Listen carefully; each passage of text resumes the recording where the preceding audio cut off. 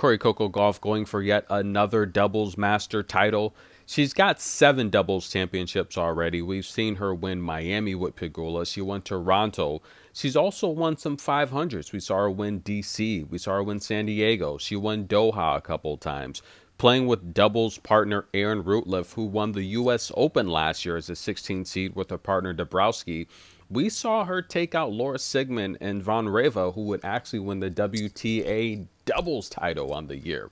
But don't forget that amazing match with Leylah Fernandez and Taylor Townsend. And this is where I think Erin is just a classy woman, right? Now, I saw her faced with some adversity, and she kept her cool. She's pretty darn classy, but here in a battle with the Italians, they would drop the first set and come through in the second set. The key there, forcing the third set tiebreak, was the first serve percentage, guys.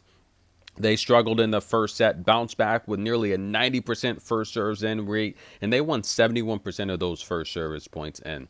Unbelievable, ladies and gentlemen. They struggled on the second serve, but the key was the point differential and the extra break point opportunities, 2 for 4, and they would force the third set tiebreak for all the marbles, for the big check, for the trophy, for the points.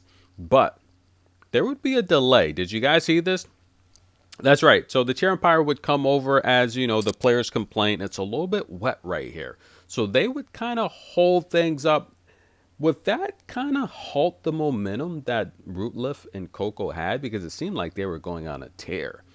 Interesting. So they would hold up play here. Look, a little bit of rain never hurt nobody, especially on clay. But what would happen, ladies and gentlemen, is a small delay. The chair umpire telling Coco, look, we're going to just wait. The court's a little bit wet. And they would get it on. And listen, Coco and Erin Rootliff would come out the gates fast, 4-1 in the third set tiebreak for the championship. And listen, guys, Coco had a really good support system here. Brad Gilbert, the whole team was there. When do you ever see coaches attend a doubles championship? Normally they don't. But, you know, their obligation for the most part is the singles. But Coco had a really good support system, and that was really good to see. And of course, if it's your coach, you should be there. But I've seen in the past a lot of coaches, I don't know, it's like they're missing for a lot of those doubles matches. That's just what I've seen, but not with the case with Brad Gilbert. He's a good support system, and I notice he's in the media a lot. He's defending Coco. I like that. He's really defended Coco a lot, so that's beautiful. But things would get really interesting in the third set tiebreak as Coco and Rootliff, it seemed like they were just on cruise control, but the Italians would fight back and fight back. And here's one thing I noticed. I watch every tennis match, right?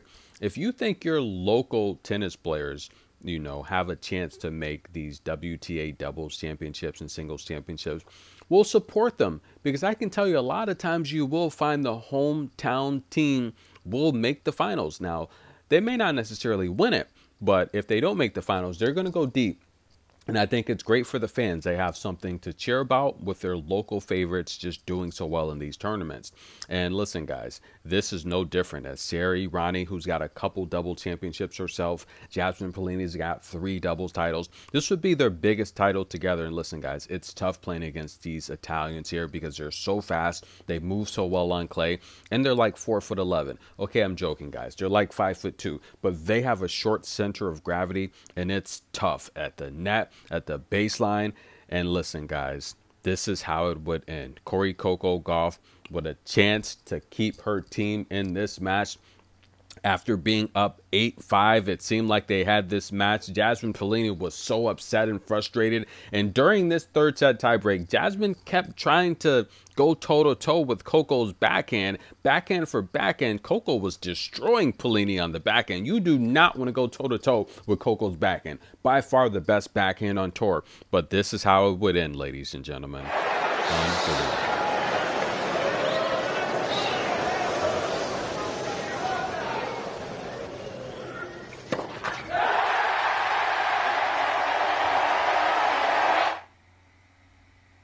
Coco would double fault the match away.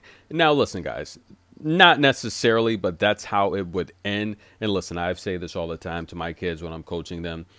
There's no one play that really determine a loss, right? It's the accumulation of an entire game that leads you to that position. So you could technically dissect any play up to that point, but it's a collective sequences of events that just kind of, give you that undesired outcome.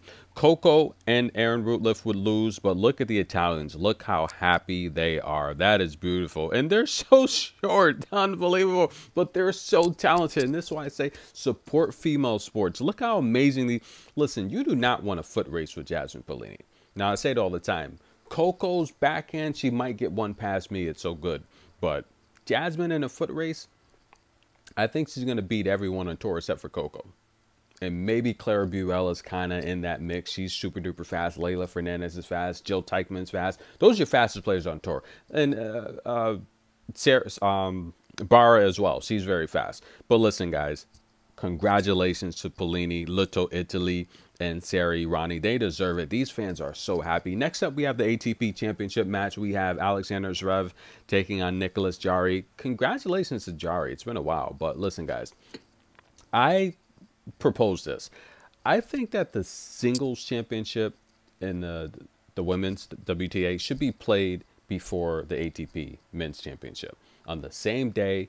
Let's cross promote the sport. Look how packed this arena was. Now, I'm sure Coco and Paolini, Errani, Rootliff had something to do with that, but just having the championship on the men's side coming up next helps that. Now, if we put, Iga and Sabalenka before that, I think it will help cross-promote the sport, put the doubles matches together for people that like doubles. I just think that's the way to go. What do you guys think? Now, do you think the WTA should kind of work something out with the ATP so they, I just think that the ATP is a conglomerate when it comes to revenue and just, popularity compared to the WTA, who made about $114 million in revenue last year. ATP is like by far bigger than that, right? So I just think they have to do the necessary things to promote the sport. What do you guys think?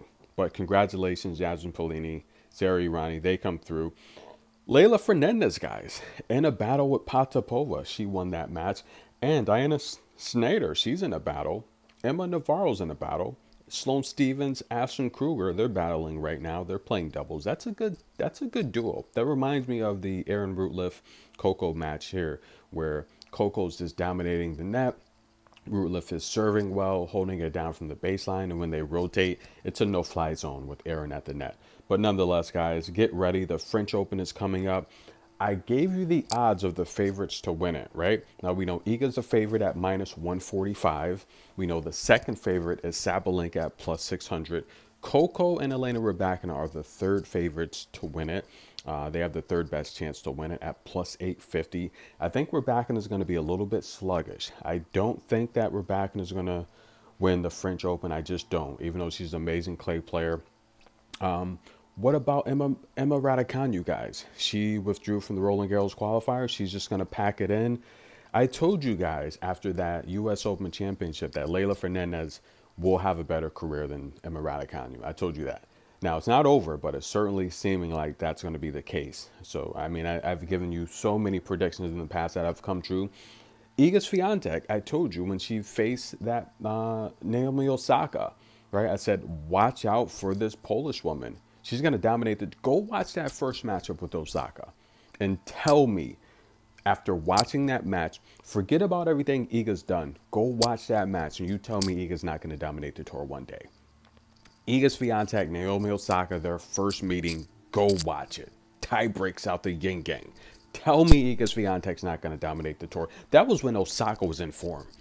I told you guys, she was going to dominate the tour. She's doing it right now. Elena Rybakina, I told you she would dominate the tour. I told you Coco, at a young 15-year-old, watch out. She's going to dominate the tour. And fittingly, we have the elite players in the world, 1, 3, and 4, all doing amazing. Sabalenka, I said, look, she's got to fix her double faults and she's got to control her emotions. And she's going to be right where she belongs. I mean, I remember the WTA finals a few years back. She had to come in as an alternate. Now she's making it consistently every year. So I think the women's sport is very strong. In my opinion, I think it's, even though the revenue's not there, I think it's just as strong as the ATP. What do you guys think? Now, we all know physically the ATP has, these bigger crowds, they have a bigger support system, but I think the WTA is gaining ground, and that's been my goal with this channel here, support female sports. We want to grow this sport. That's been my goal, and that's why I bring you so many videos for the people that love the sport. If you listen to me talk, you gotta love tennis. Let's just be honest. So I thank you guys for the love and support. I appreciate it. But I think the WTA, I'm telling you guys, we're a few years away from getting this huge TV sponsorship, these huge contracts, and then the sport's gonna blow up. And I do think when Coco hits #1, it's gonna reach a new level because she's just so popular. But to the victor go the spoils. Congratulations, ladies, an amazing effort. So long from Rome. Get ready for the French Open. Tennis in a minute.